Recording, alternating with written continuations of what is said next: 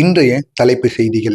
சற்று முன் வெளியிடப்பட்ட ஒரு உண்மை சம்பவத்தை பற்றி தான் நம்ம இந்த ஒரு வீடியோவில் முழுமைக்கும் காணப்போகிறோம். அதாவது விஜய்க்கு எதிராக சிபிஐ அவர்கள் சிபிஐ தலைமையகத்தில் வைத்து விஜயிடம் விசாரிக்கும் பொழுது இந்த 10 கேள்விகளை விஜய்க்கு எதிராக முன்வைத்தீர்கள். விஜய் இதற்கு என்ன பதில் அளித்தார் என்பதை நாம் காத்திருந்து காணலாம்.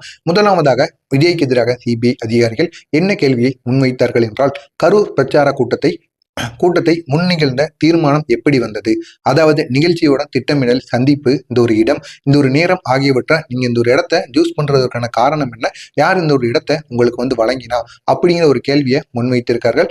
அது மட்டும் இல்லாம எதிர்பார்த்த பேரிடர், அதாவது எதிர்பார்த்த அளவை விட நீங்க மக்கள் அதிகமாக வந்து விட்டார்களா என்பதை நீங்க கணக்கிட்டீர்களா இல்லையா, அனுமதிக்கப்பட்ட முழு கூட்ட எண்ணிக்கையுடன் நீங்க ஒப்பிட்டீங்களா இல்லையா அப்படிங்கிற ஒரு கேள்வியும் முன்வைத்திருக்கிறார்கள். அடுத்ததாக கூட்டத்துல ஏற்பட்டிருக்கக்கூடிய எந்த வகையில் நீங்க செய்யப்பட்டீங்க, அந்த கிரௌடை எப்படி நீங்க கண்ட்ரோல் செஞ்சீங்க, கூட்டம் உங்களுக்கு அதிகமாக என்ன பண்ணுனீங்க, நீங்க நினைத்தது ஒரு 30,000 அப்படின்னா 50,000 60,000 பேருக்கு மேல அங்க வந்துட்டாங்க அப்படின்னா அந்த ஒரு நேரத்துல நீங்க அதை கண்ட்ரோல் பண்றதுக்காண்டி ஏதாவது முன்னெச்சரிக்கையை எடுத்தீங்களா இல்லையா அப்படிங்கிற மாதிரி ஒரு கேள்வியை முன்வைத்திருக்காங்க.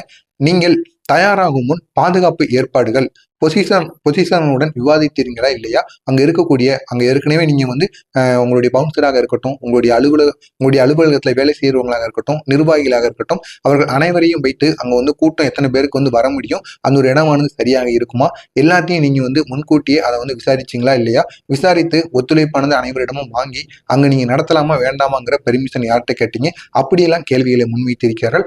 அடுத்ததாக தீவிரமாக அதிகமான கூட்டம் வந்திருந்தால் என்ன நடவடிக்கை எடுப்பீர்கள், நீங்க என்ன செஞ்சீங்க, அவசர கூட்டத்தை கட்டுப்படுத்துவதற்காக நீங்க எடுத்த திட்டங்கள் என்ன, அடுத்ததாக நீங்க ஏன் சக்தி மைய எதிர்பார்ப்பு நேரத்தை மாற்றினீங்க, அது மட்டும் இல்லாம அது கிரவுட் ஸ்கேல மீண்டும் கணக்கிடப்பட்டதா, 7 மணி நேரம் தாமதம் காரணமாக கிரவுடு இன்னமும் அதிகமாகி கொண்டேதான் இருக்கு அப்படிங்கிறது இந்த ஒரு நேரத்துல முன் வச்சிருக்காங்க. அதுக்காண்டி நீங்க எந்த விதமான செய்தியையும் இந்த ஒரு நேரத்தில் முன்வைத்தீர்களா இல்லையா அப்படிங்கிற மாதிரி ஒரு தகவலையும் இந்த ஒரு நேரத்தில் கூறியிருக்கிறார்கள். 7வதாக நீர், உணவு, மருத்துவ வசதிகள் போன்ற அடிப்படை உபகரணங்கள் அங்க போதுமானதாக இருந்ததா, தடுப்பு நடவடிக்கைகளின் செயல்திறன் எப்படி நீங்க கொடுத்தீங்க அப்படின்னு ஒரு கேள்வியும் முன்வைத்து இருக்கிறார்கள்.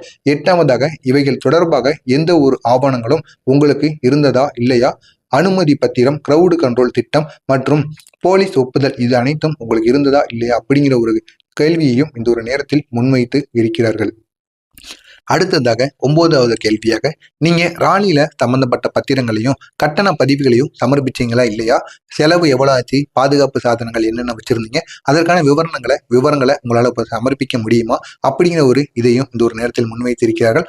10வதாக உங்க பிரச்சார வாகனத்துல இருக்கக்கூடிய அமைப்பு கிரவுடு கண்ட்ரோலுக்கு பாதிப்பை ஏற்படுத்தியதாக கருதப்படுமா, சிபிஐ ஆய்வு செய்யும் போது வெஹிக்கிளை சோதித்தது மற்றும் அது சம்பவ இடத்தில் கிரவுடு ஃப்ளோவில் பங்கு பெற்றது என ஆராய்வானது செய்யப்பட்டது. உங்களுடைய வாகனமானது அதுவே பெரிய அளவுக்கு கிரவுடை பெரிய அளவுக்கு கிரவுடுக்கு பாதிப்பு ஏற்படுத்தும் வகையில் உங்களுடைய வாகனம் இருந்தது அப்படிங்கிற ஒரு கருத்தையும் இந்த ஒரு நேரத்தில் சிபிஐ அவர்கள் முன்வைத்து இருக்கிறார்களாம். இதற்கு அப்புறமா இதுக்கெல்லாம் விஜய் என்ன பதிலளித்தார் அப்படிங்கிறத நம்ம காத்திருந்துதான் காணணும். ஆனால் இந்த ஒரு 10 கேள்விகளையும் இந்த ஒரு நேரத்தில் விஜய்க்கு எதிராக இந்த ஒரு நேரத்தில் சிபிஐ அவர்கள் முன்வைத்திருக்கிறார்கள். இது எந்த அளவுக்கு தாக்குதலை ஏற்படுத்தும், விஜய்க்கு எதிராக இது எந்த அளவுக்கு பாதிப்பை கொடுக்கும் என்பதை நாம் காத்திருந்து காணலாம்.